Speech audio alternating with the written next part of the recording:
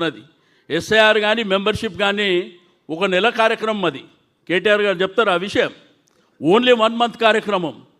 కానీ దినానికి మనం పొద్దున లేస్తే 9 గంటల నుంచి సాయంత్రం 8 గంటల వరకు 7 గంటల వరకు అనుకుందాం, 10 గంటలైతే ఖాళీ ఉంటాం కదా.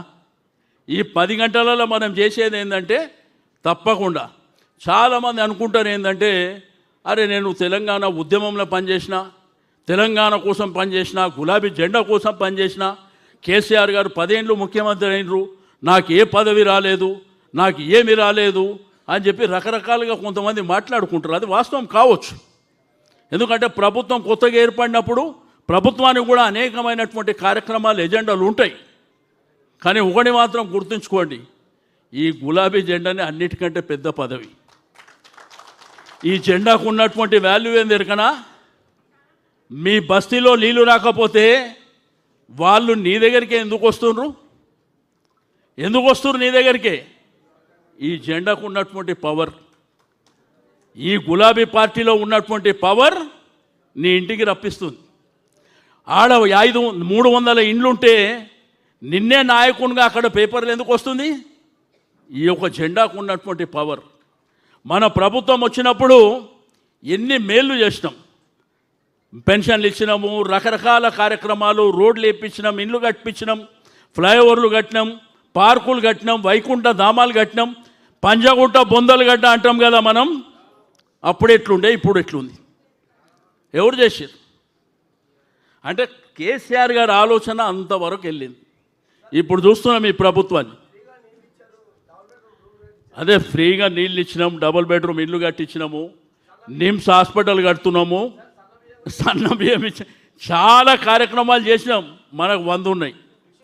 మీరు ఎస్ఐఆర్లో కూడా మెంబర్షిప్ పోయినప్పుడు కూడా 5 నిమిషాలు వాళ్ళతో కూర్చున్నప్పుడు వాళ్ళకి అడగండి ఉత్తగానే, ఏమ్మా నీ బిడ్డ పెళ్లి చేసినావంట, తులం బంగారం ఇచ్చిండంట రేవంత్ రెడ్డి అంటే ఆమె ఆడ నుంచి స్టార్ట్ చేస్తుంది. అది నీకు ఎలక్షన్ వరకు రిజిస్టర్ అవుతుంది. ఏమక్క నీకు 2500 ఇచ్చిండ్రంట కదా అంటే ఆమె నువ్వేమని అవసరం లేదు, ఆ షురూ చేస్తుంది. తాతలు అవ్వల దగ్గరికి పోయి పెన్షన్ కేసీఆర్ ఇచ్చినప్పుడు 2000 ఇచ్చిండంట కదా, వీడు వచ్చి 4000 ఇస్తుండంటే ఆమె వేసుకుంటుంది. అది నీకు ఎలక్షన్ వరకు ఉపయోగపడుతుంది. ఇవన్నీ చిన్న చిన్న విషయాలు. మనం ఇంటికాడ కూర్చొని అది చేసినాం ఇది చేసినాం కంటే, మీరు రోజు మీ డివిజన్లో 50 మంది ఉంటే 50 మంది, 100 మంది ఉంటే 100 మంది కార్పొరేటర్గా కాంటాక్ట్ చేద్దాం అనుకున్నటువంటి ఎవరైతే ఆస్పిరేట్స్ ఉన్నారో వెళ్ళండి మీరు బయటికి. నీకు శక్తి 50 మందితో వెళ్తావా, 100 మందితో వెళ్తావా, 200 మందితో ఎల్లు బస్తీలో తిరుగు, గులాబీ జెండా వేసుకొని. ఏమ్మా నీళ్ళు వస్తున్నాయా అని అడుగు, ఏమ్మా కరెంట్ ఇస్తున్నా అడుగు. ఇప్పుడు కబ్జాలు తప్ప ఇంకేమన్నా ఉన్నాయా మీ కాన్స్టిట్యున్సీలో? వైపునేమో మీ ఎమ్మెల్యే ఉన్నాడు, రెండో వైపునేమో రేవంత్ రెడ్డి ఉన్నాడు. ఇవి తప్ప ఉన్న సిటీకి దిక్కు లేదు, హైదరాబాద్లో తాగనీకే గతి లేదు. ఏం సిటీ? ఫ్యూచర్ సిటీ అంట, ఫ్యూచర్ సిటీ అంట. మాట్లాడితే హైడ్రా అంట. హైడ్రా చూసారు కదా మీ టీవీలు సోషల్ మీడియాలో. ముఖ్యమంత్రిని వాళ్ళ కుటుంబాన్ని తిట్టింది చూసారు కదా, ఇల్లు కూలగొడితే కూలిపోయినాను. ఎట్లా తిట్టారు? నన్ను తిడితే నేను ట్యాంక్ బోర్డులో దుంకి చచ్చిపోతుంటే, ధర్మంగా చెప్తున్నా, నా ట్యాంక్ బోర్డులో దుంకి చచ్చిపోతుంటే నేను సేవ చేయడానికి వచ్చినోడిని. అన్ని మాటలు నేనెందుకు తిట్లు తింటా? వాడు మా మన్మడు అడుగుతుండు, తాతయ్య ఇది ఆడేమో పబ్లిక్ స్కూల్లో చదువుతాడు, వాడు అడుగుతుండు ఈ గుడ్లు తీసి గోటీలు అంటే ఏందని అడుగుతుండు. ఏం చెప్పాలి నేను దానికి? ఏం చెప్పాలి? వాడు పేగులు మెడలు వేసుకుంటా అంటారు. అరే ఒక ఉన్నతమైనటువంటి పదవి, ఈ రాష్ట్రానికి ముఖ్యమంత్రి లాంటి పదవి, అది వదిలిపెట్టి నువ్వు ఈ లాంగ్వేజ్ ఏంది? ఏమనుకుంటుర్రు? చదువుకున్న పిల్లలు ఏమనుకుంటుర్రు? ప్రజలు ఏమనుకుంటుర్రు? వాళ్ళకున్న అవసరాలు ఏంది? అవన్నీ వదిలిపెట్టి. కాబట్టి నేనేమంటున్నా, ఖైరతాబాద్లో ఇప్పటి నుంచి ప్రత్యేకమైనటువంటి దృష్టి ఉంటుంది. ఎవడు కొట్లాడతాడో, ఎంతవరకు వెళ్దామో, మీ దగ్గరికి ఎవరు వస్తారో నేను కూడా మీతో పాటే ఉంటా. ఎవ్వరు కూడా భయపడవలసినటువంటి అవసరం లేదు.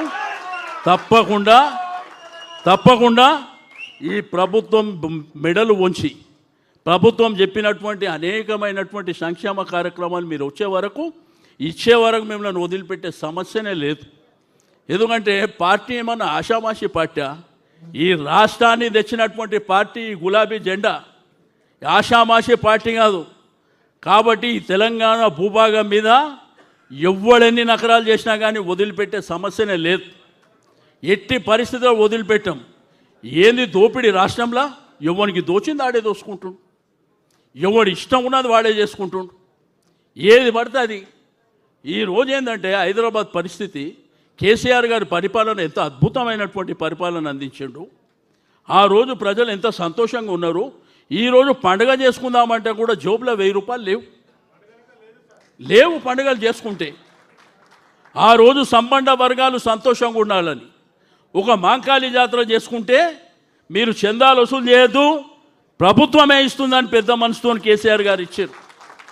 ఒక రంజాన్ చేసుకుంటే పేదవాళ్ళు కొత్త బట్టలు లేదంటే తోఫా అనే కార్యక్రమాన్ని పెట్టి ఆ రోజు వాళ్ళకు ఆ కార్యక్రమం చేశాడు.